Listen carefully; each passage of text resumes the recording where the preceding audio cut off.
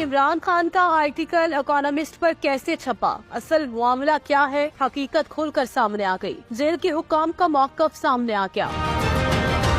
पाकिस्तान तहरीक इंसाफ के बानी के गैर मुल्की मीडिया में आर्टिकल छपने पर जेल हुकाम ने मामले की छानबीन की, जिस पर बताया गया कि इमरान खान का आर्टिकल जेल से नहीं निकला। इमरान खान से मिलने वालों का मुकम्मल स्कैन किया जाता है, उनसे मिलने वालों की मुकम्मल रिकॉर्डिंग की जाती है। इंस्पेक्टर जनरल IG जेल खाना जात फारूक नजीर ने कहा कि जेल में मुलाकात करने वालों की मुकम्मल चेकिंग होती है। SOPs के तहत खाली हाथ मुलाकात करते हैं और खाली हाथ जाते हैं।